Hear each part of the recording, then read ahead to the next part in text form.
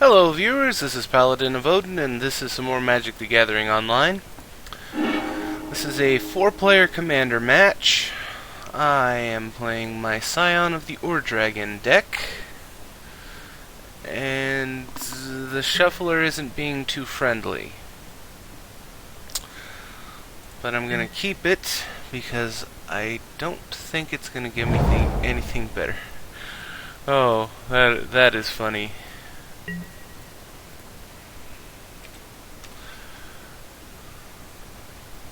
Guy's playing Scion, Surrak Dragonclaw, nice, and Anafenza. Yeah, this is painful, but at least those lands bounce it back to my hand, so I'm not losing it.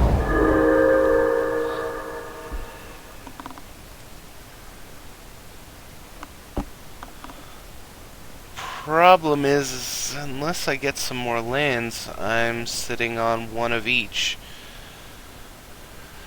So I can't play Gideon, I can't play Radiant.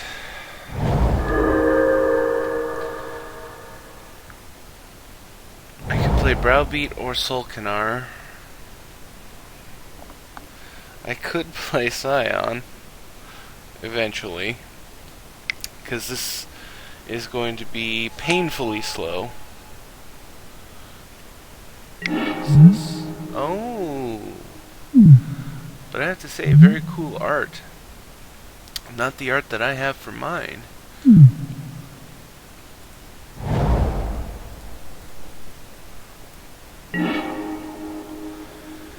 And I think I will just discard Treva. I have ways of getting my creatures back. I can Scion and get Teneb, and then bring something back. I think I put, what is that, Resurrect in here. I think there might also be, what is that? Damn, I'm trying to think of that card. It's a black card. 1 black and 4 colorless. Is it Call to the Grave? That doesn't sound right, but you guys will probably already know what I'm talking about.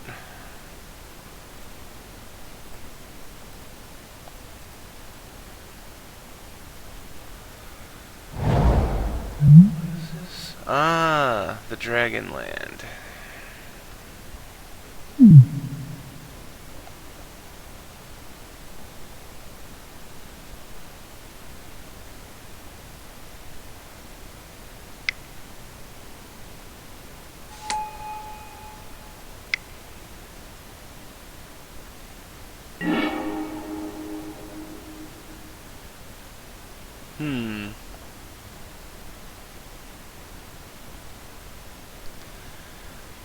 What the hell?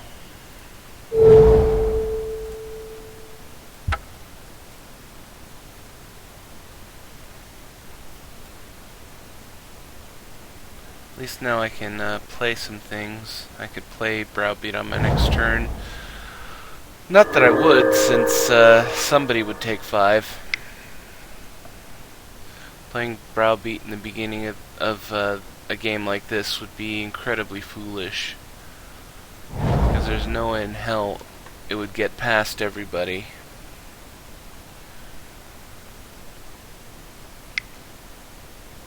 Unless they wanted me to discard. Because I'd have to. And what was I just saying? Oh, wow.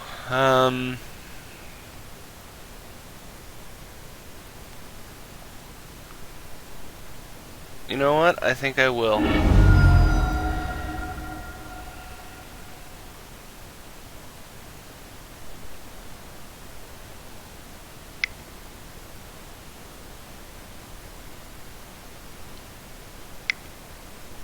Nice. and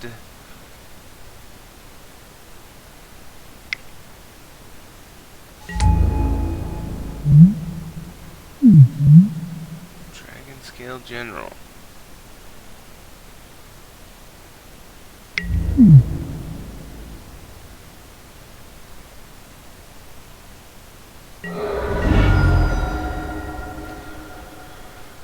So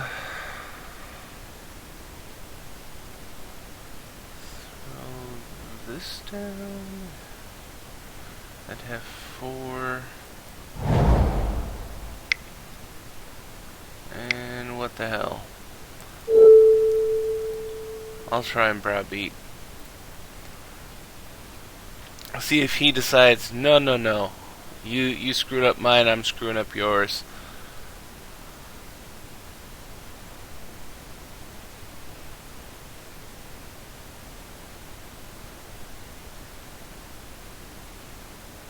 I have to say, I prefer the original art with Kamal in it, but that's probably because I was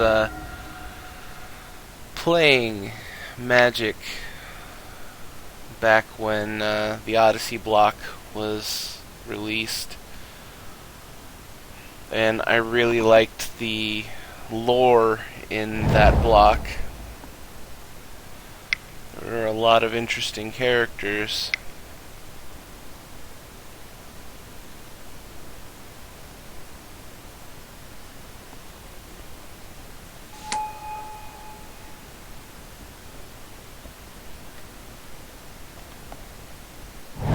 So unless I get a land that I can put into play untapped, or a 4-drop card that requires the mana that I have, I'm gonna be stuck playing a land and nothing else.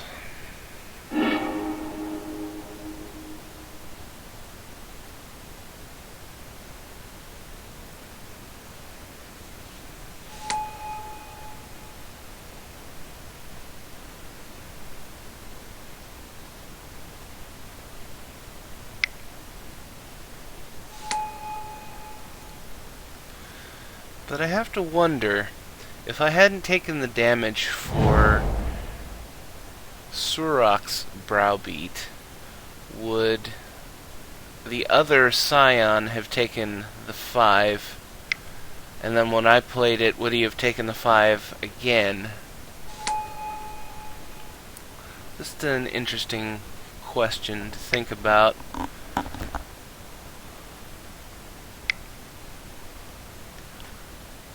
Wow, that is a lot of text for that land.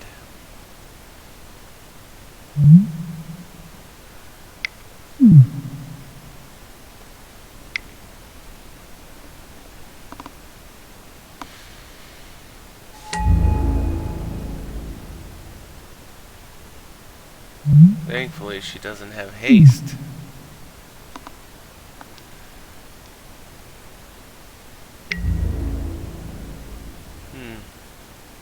I guess to protect against the dragons makes sense.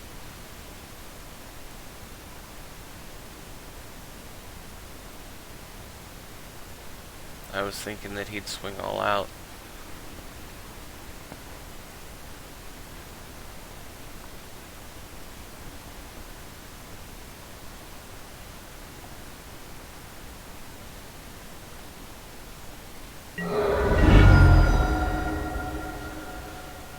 Okay, not much.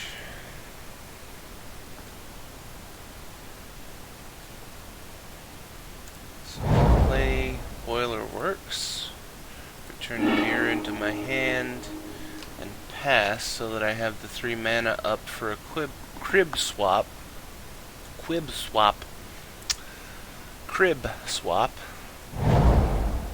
For if, for example, the other Scion decides to swing at me, or if it goes all the way back to Anafenza and he decides to swing at me.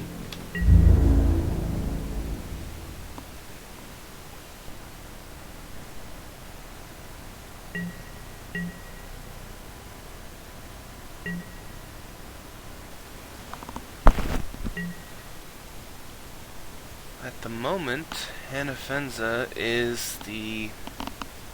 has the largest board presence. So most likely, the other players are focusing on what can they do to slow them down. Thankfully, I appear to be the least threatening, which, to be honest, I am. I got slightly mana screwed with all of these lands that come into play tapped.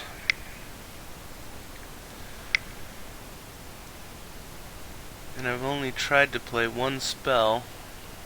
Alright, Bloodbraid, let's see what you get.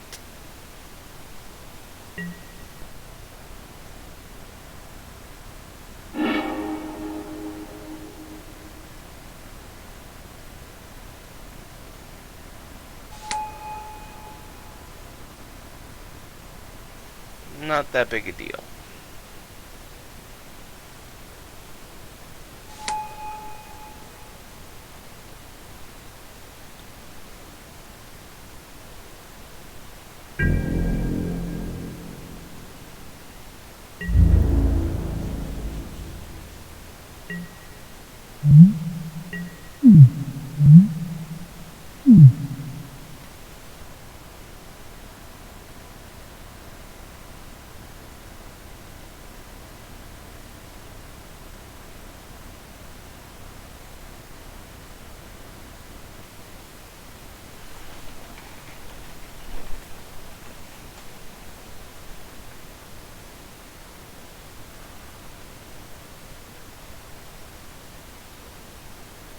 Are you gonna do something? You have 3 cards, your commander's already in play. This shouldn't be that difficult.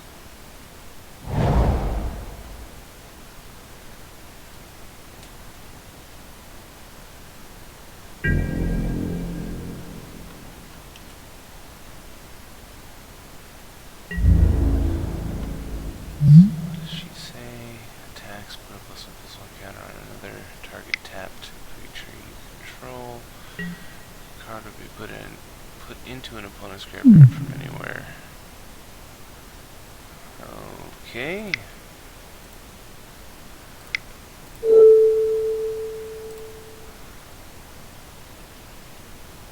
You brought this on yourself. And I didn't really see a point in crib swapping Anafenza, because with his limited amount of mana, limited amount of cards in his hand, he has the mana to just... Whoa, what is with me tonight? I can't talk straight. With his limited hand size and the amount of mana that he has available, he could just straight up cast her again. Whereas this way, I get rid of a really good card for him, and he can't get it back. Most likely, there are cards that can bring back exiled cards, but you hardly ever see them played. So I don't rule out the possibility, but most likely that card is gone forever.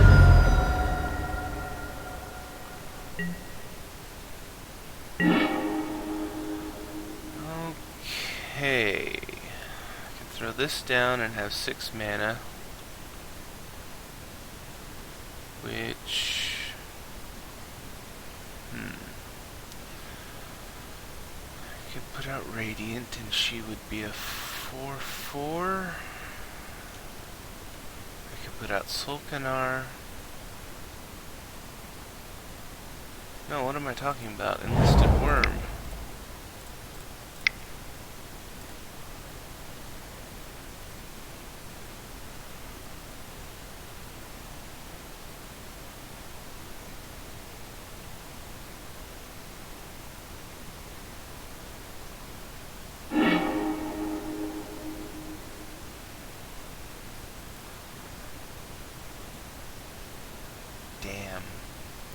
No, I don't really want to cast it. It's No, I'm not gonna cast it. I mean, a free 1/1. It's free, but no. That's the first time I've ever said no to a Cascade. It was rather unfortunate. Put the exiled cards on the bottom in a random order, so that card is gone to the bottom of my deck.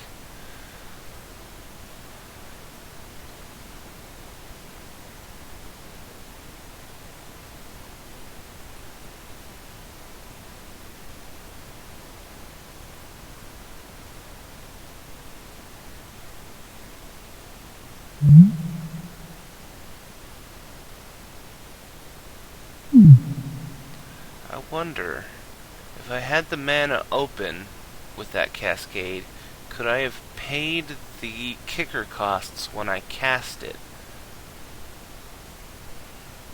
I've never had that situation come up before, so I don't know. I don't see any reason why not. I think kicker is just an additional cost to casting it. Since I could cast it for free, I think I should be able to, but I don't know. I don't know the rules for it. Let me know in the comments. I mean, the situation isn't going to come up very often, but I'd like to know. And most likely you guys know more about the rules of Magic than I do. I've been playing for a long time, but I don't know a whole lot about the rules and interactions like that.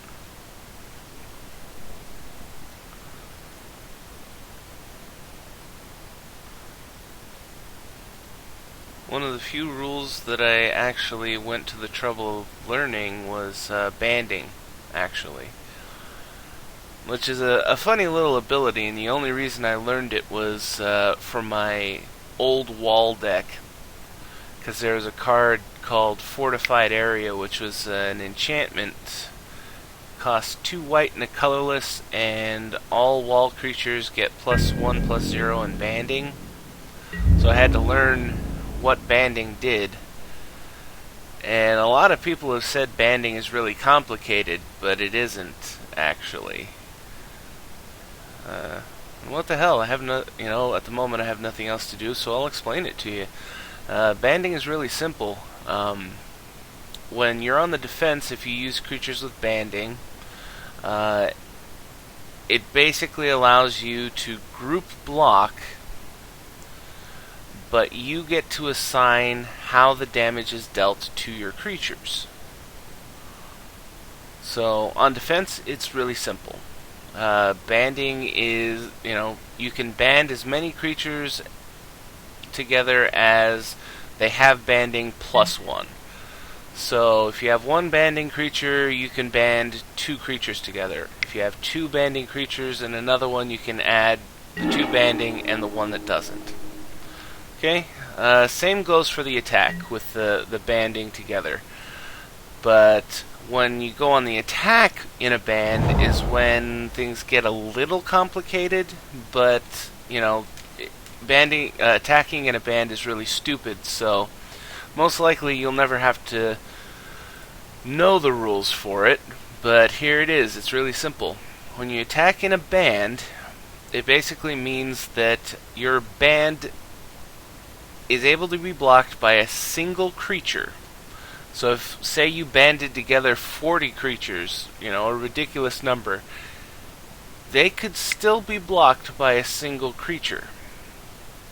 So that's one of the reasons why attacking in a band is stupid. The other reason is because every creature that has a creature ability, for example, if you attacked in a band with 3 creatures, one of them has First Strike, one of them has Trample, and the third has Flying. The Flyer does damage. I think it does damage as though it weren't blocked.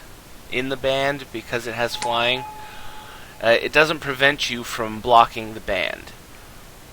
And the first strike guy does damage independently. Every creature does its damage independently, is what I should have said from the start. So the first strike guy, he does his amount of damage in the first strike mode.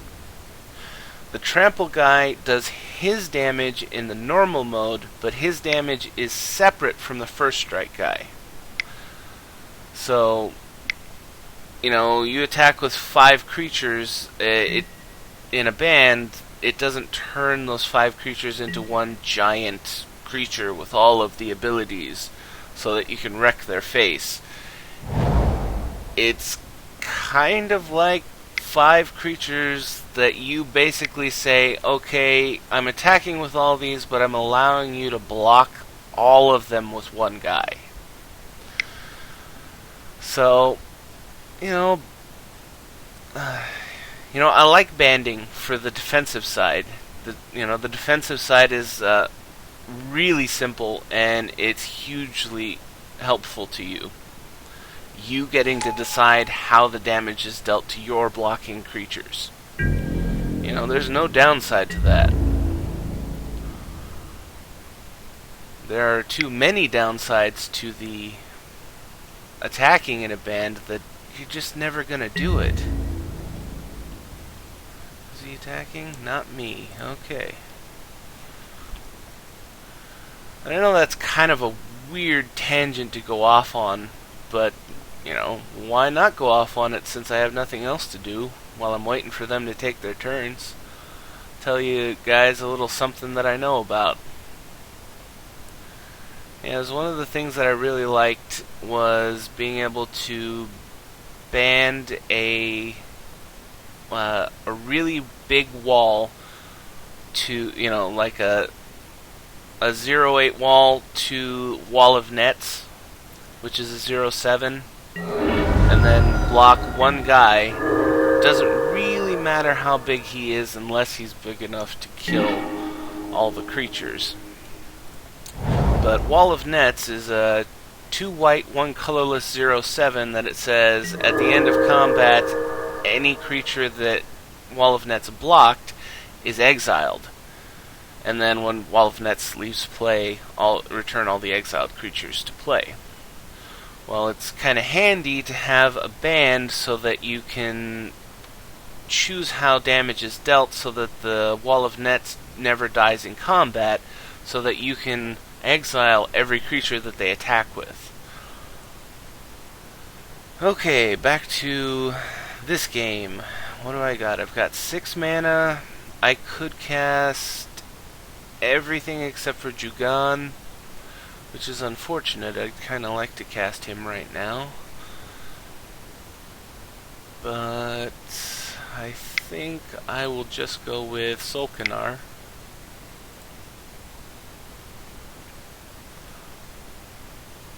So that I have another 5/5 body that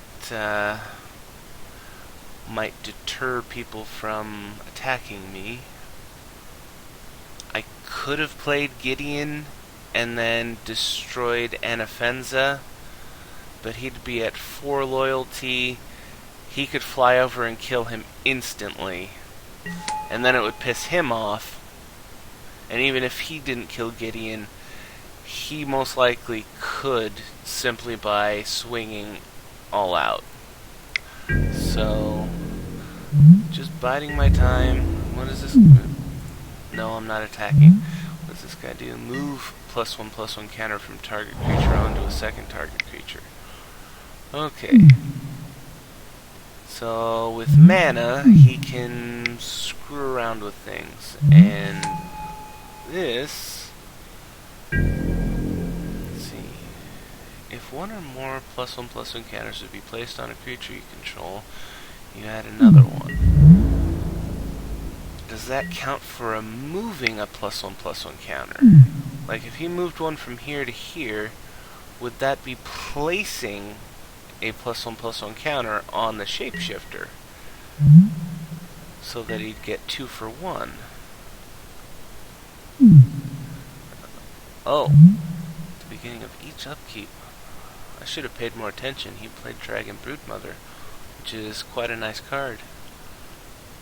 I'm too fascinated by all of these rules interactions that I'm not paying attention to the things I should be paying attention to.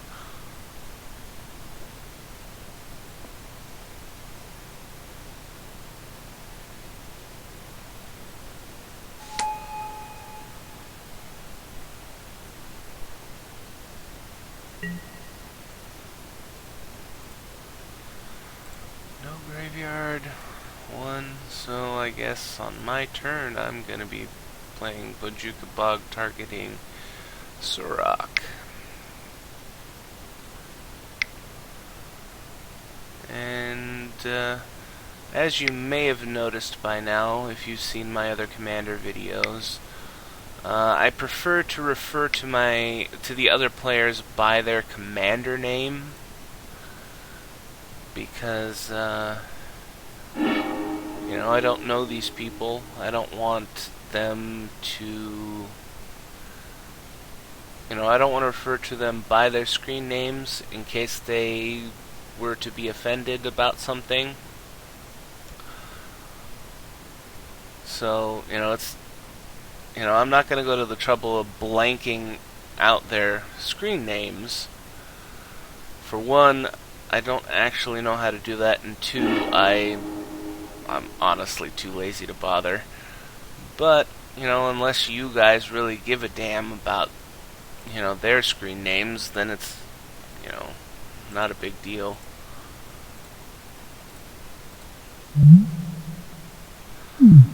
Surrak is doing some crazy stuff. Just throwing more and more stuff out there.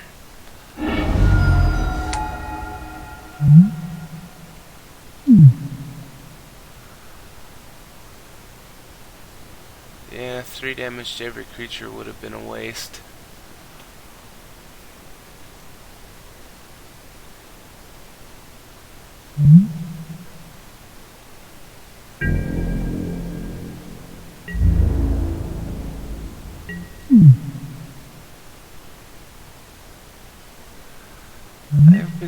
I've been seeing a lot more of Chaos Warp lately in multiplayer. I like the card. It's really interesting, and I've seen some interesting things happen with it.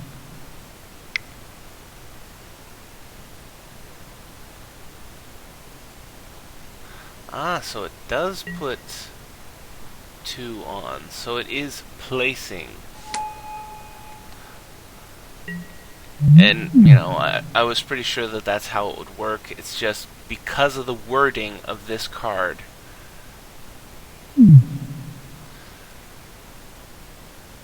It doesn't specifically say that you're placing. Or maybe it's this card's wording.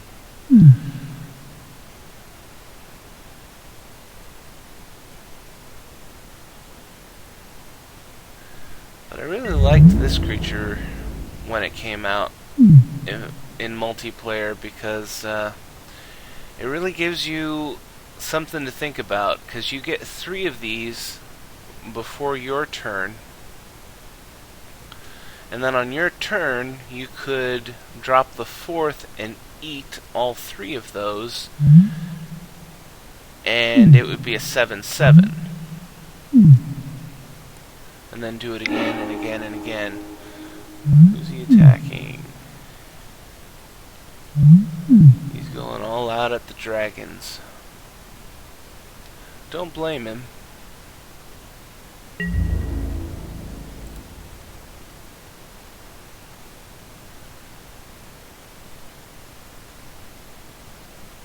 But he does have chump blockers.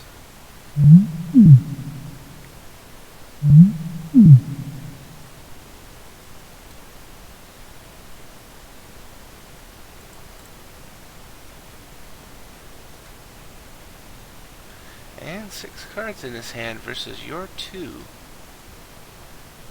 He's going to take some damage this turn. There's no question about that. but I have a feeling that his return swing is going to hurt a lot more. For example, he could activate... Oh, oh, we're doing something. I'll get back to what I was saying. Well, what did he play? Oh, he moved counter. Anyway, he could activate Scion. What is with me tonight? Scion of the Ore Dragon's ability. If this particular dragon is in his deck, I'm not saying it is, but he could search up Dragon Tyrant, which is a 6/6 flying trample double strike with fire breathing. So he could pay 2 mana, activate, turn him into Dragon Tyrant, swing at him as a 6/6, 7/6, 8/6, 9/6, and deal 18 damage.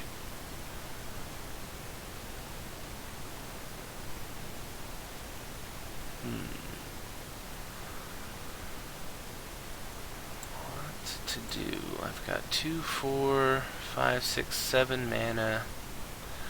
I still cannot cast Jugon, though I could have if I had played Gemstone Mine instead. So it comes down to play Radiant or Gideon. Gideon would attract more attention than I'd like, so I'm going to throw out Radiant.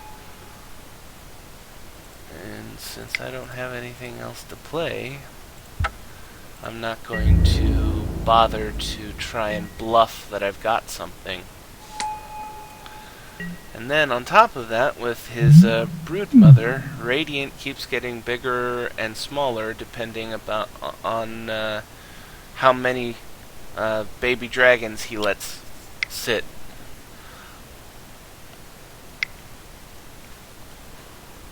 Ooh, Kolgan. He dashed it, so... This is gonna hurt.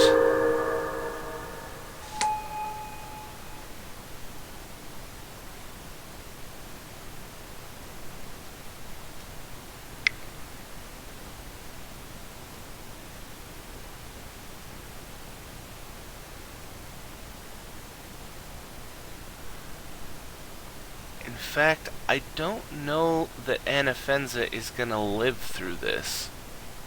Because I'm pretty sure he's going to attack Anafenza.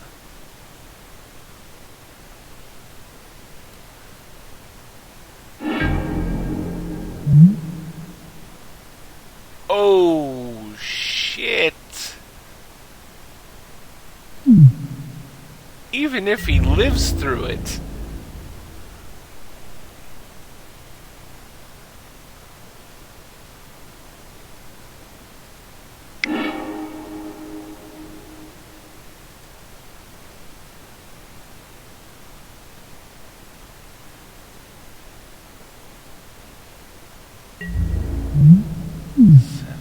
Seven, 9, so 14, 23 damage, and all of his creatures are going to take 6. Dead, dead, dead, not dead.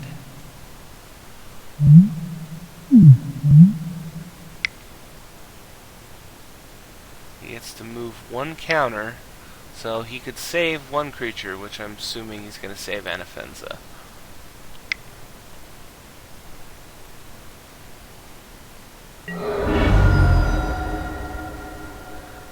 And then, oh, no, didn't save Anafenza.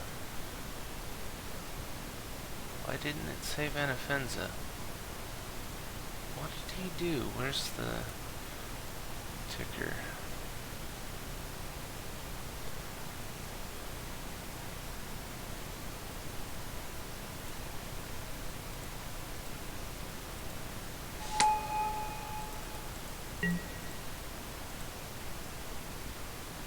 Ability, targeting him and him. Why would you do that?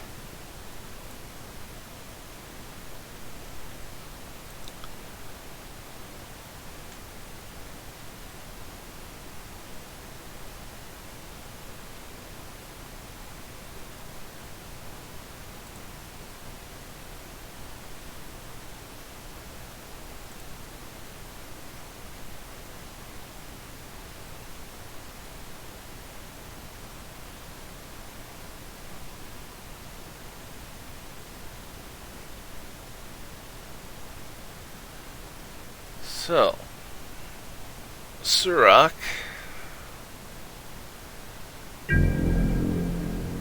has 4 cards in hand, plenty of mana to do stuff.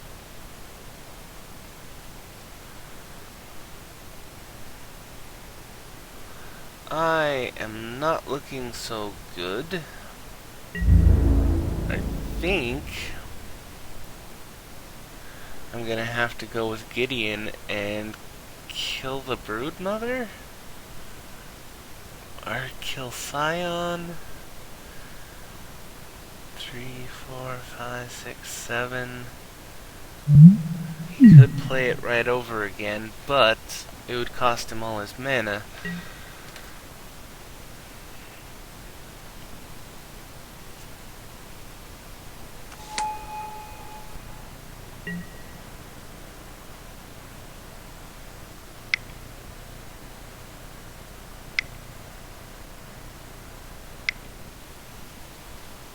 Unless he does something to blow everything up.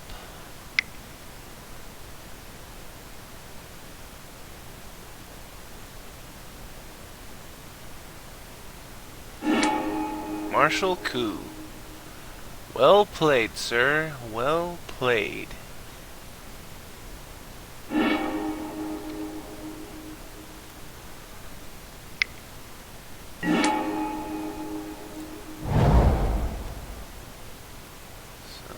Green. Let's just get Jugon out.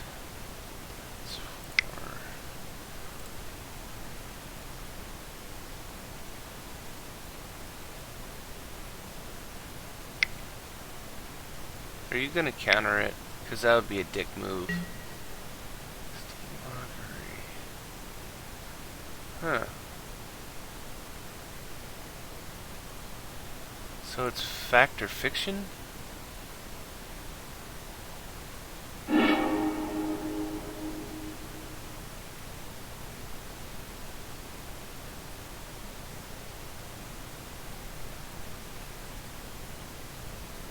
I mean, really, so it's just a functional reprint of fact or fiction. Only it has a red in the mana cost.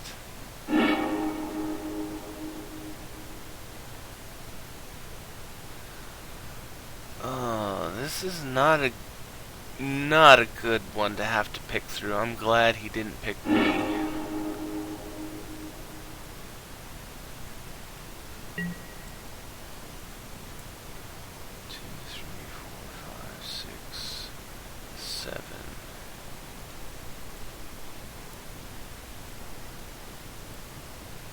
So currently he's 1 short for the Hellkite. And he didn't pick the Hellkite, which is kinda nice.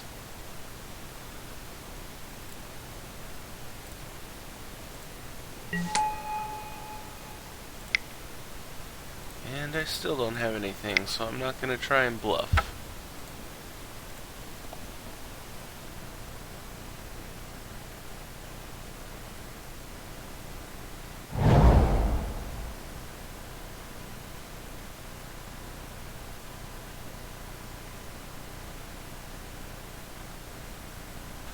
But I really have to wonder why he bothered to cast that spell in response to my spell when, you know, there's another player to come along.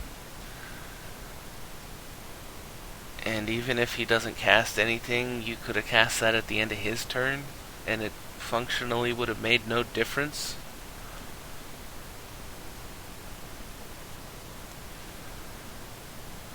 But I am not really in the best position.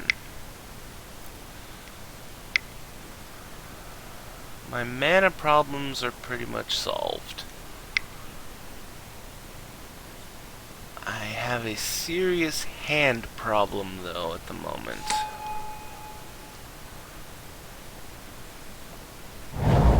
Bringer of the Black Dawn. Very good card. Very helpful.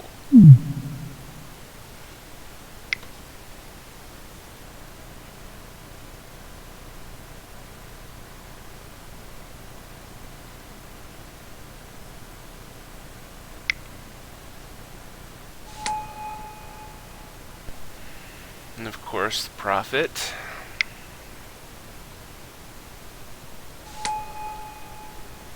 Skull Clamp.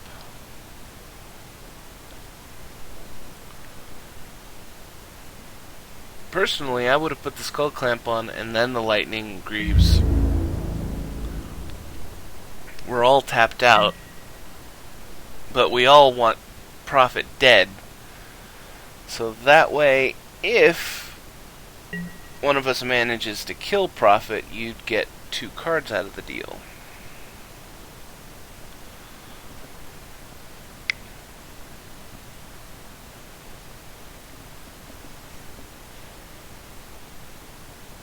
Rush to battle. Creatures you control. Warrior creatures get... Wow. Thankfully these are soldiers and not warriors. But he's got quite the punch to throw. 6 times 3 is 18. Plus 3 is 21 damage.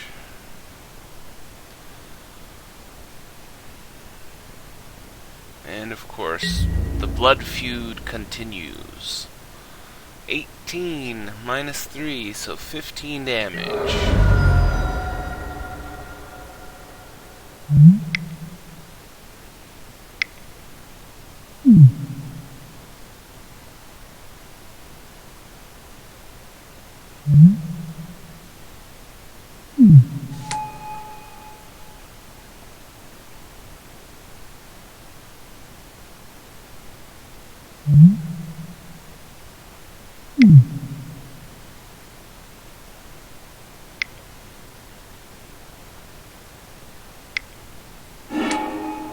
Acidic Slime. Oh, are you going to take out Hardened Scales?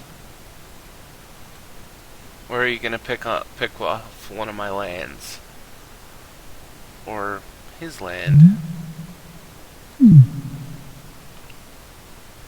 There are quite a few targets for that.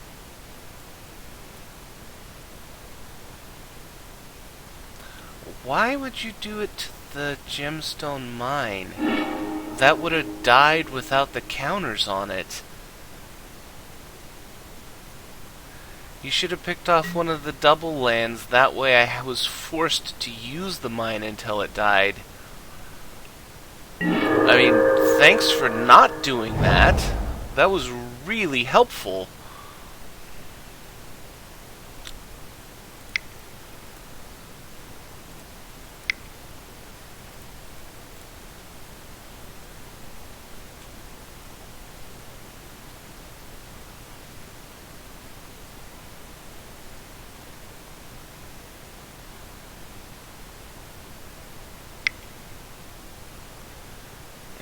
Counterspell.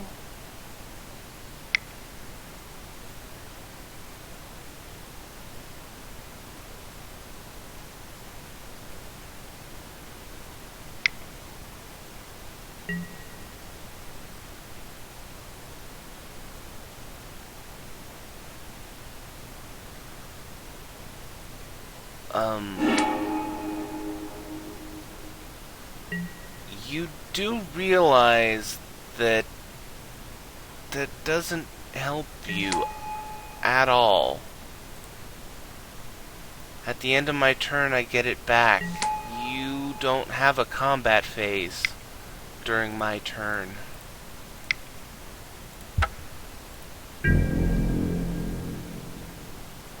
You really thought I was gonna attack you?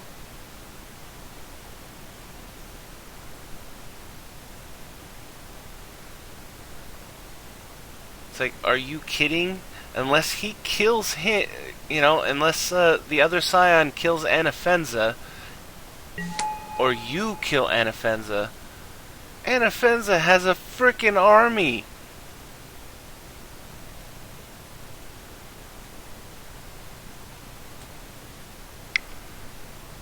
I have a feeling that he's gonna pull something.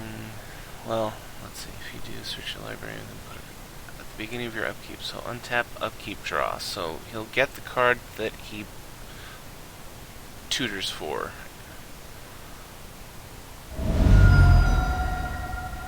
And the tutor is probably going to be for something along the lines of a board clear.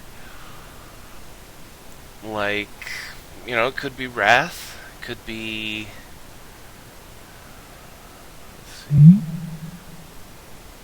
Yeah, let's see. Wrath, Damnation. Oh, Terminus. That was really convenient. Tutor for it, so that you can pay the miracle cost. I didn't even think about that. But, thanks. At least these guys aren't dead. And you got rid of all of that crap.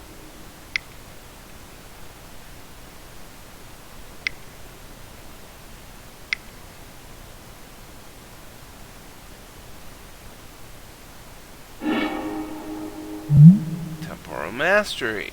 Okay.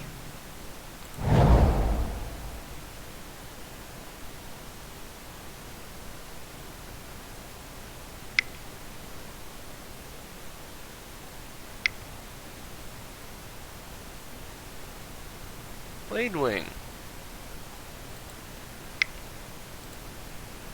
If you have a counter, you might want to use it.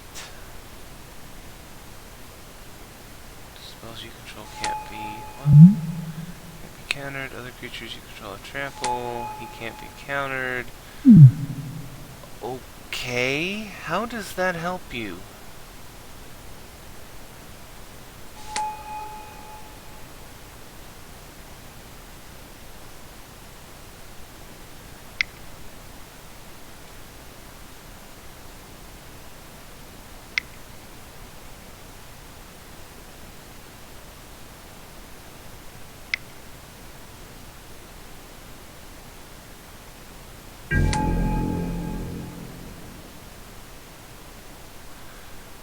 Let's see, how much mana do I have? 2, 4, 5, 6, 7, 8, 9. One more untapped mana, and I can play... I'm pretty sure I can play Gideon and Scion.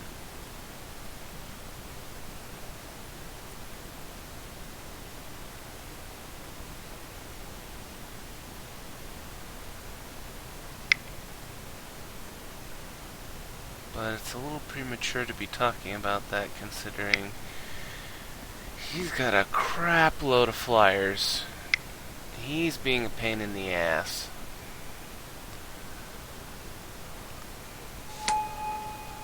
Solemn, that's not gonna save you.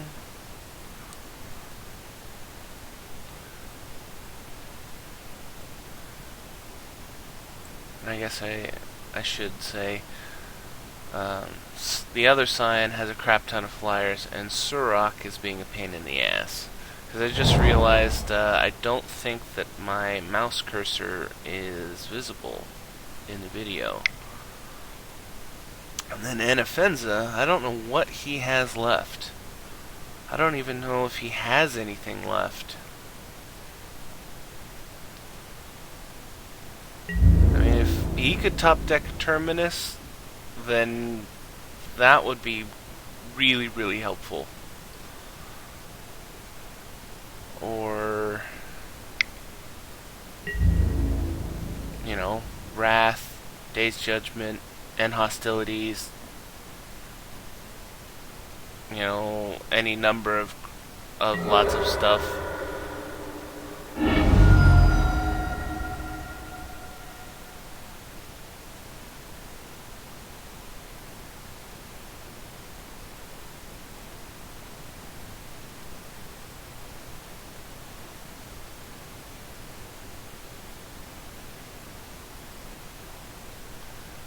Why do you keep attacking me? If you keep, you keep attacking me, and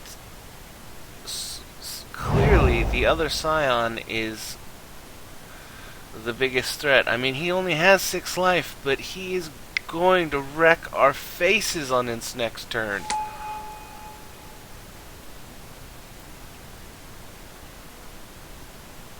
Two more dragons.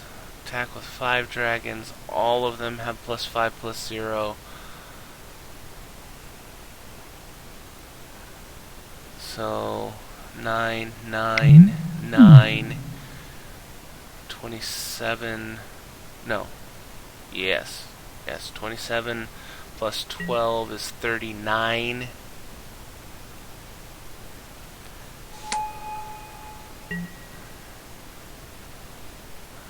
And that's if he doesn't get like another haste dragon to make it even more crazy. Alright, Anafenza, let's see what you can do. And it better not be just playing your commander.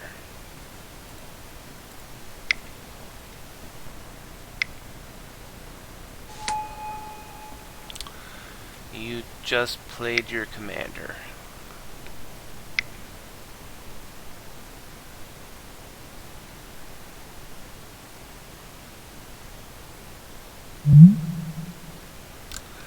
Your commander's now immortal. You're dead.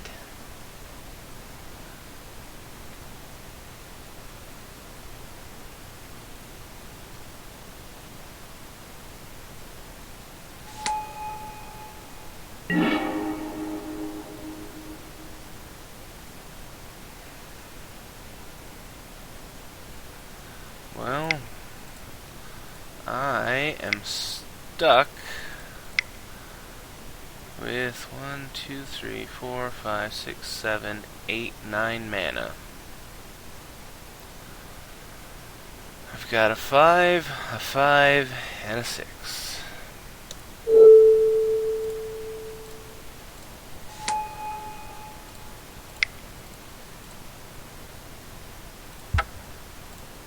It's really the only thing I can do to try and save myself.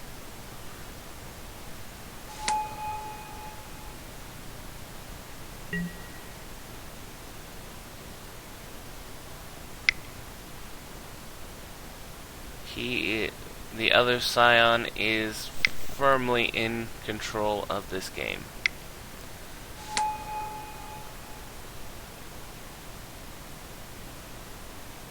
And activate his ability to find a hasted dragon for him to become. And then wreck some faces. He could wipe out Anafenza and me and seriously mess up Surrak. Or he could obliterate Surrak and kill Anafenza and hurt me some. So really, he's gonna kill 2 of us in this attack. There's no question about that.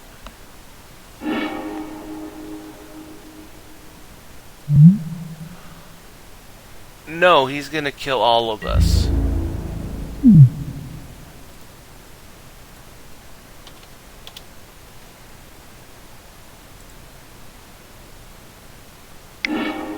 I completely forgot about Atarka.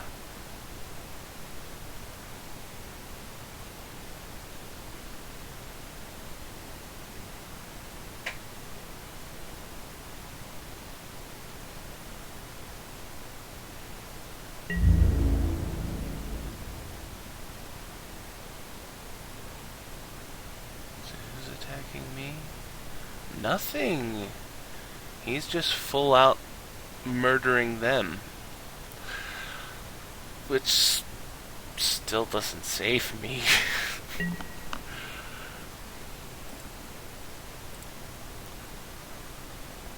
At best, I'm going to be able to play 2 things on my next turn.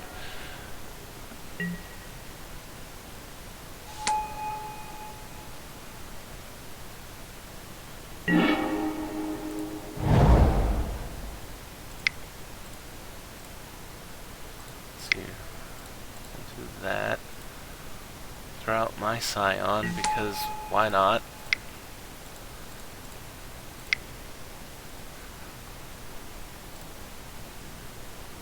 There's no dragon in my deck that could save me from him. But I just realized Gideon might have just won me the game because all of his creatures have to attack Gideon.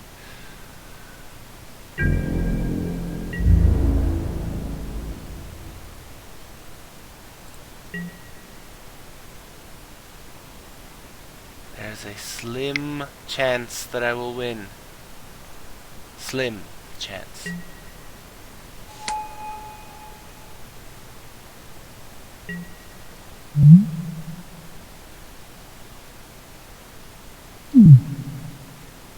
He has 4 cards. He has... There are ways of killing Gideon, or bouncing him, or exiling him, or just making him go away.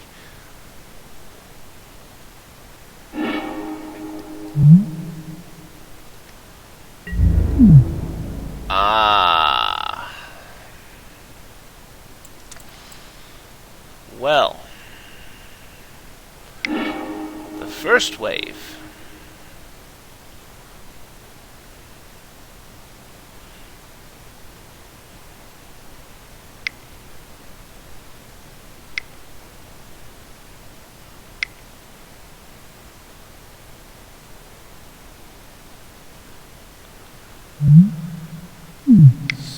So,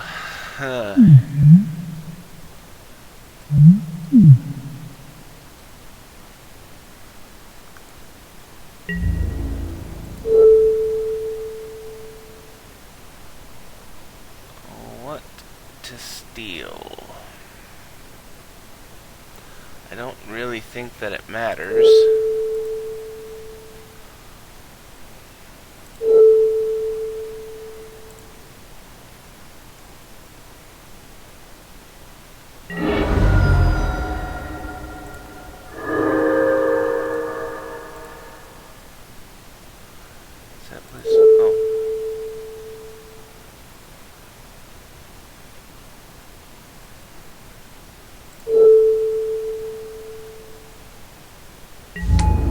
I killed Kolgan. Or Kolagon.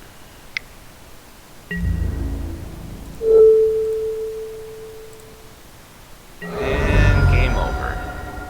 That really came down too close. If he hadn't had Hellkite Charger in his deck, I honestly think I would have won. But he had the card. So, you know, no bad feelings about that. He had the nuts, and he used them. But, all in all, that was a pretty good match. So, if you liked what you saw, hit that like and subscribe button for me, and I will see you in the next video.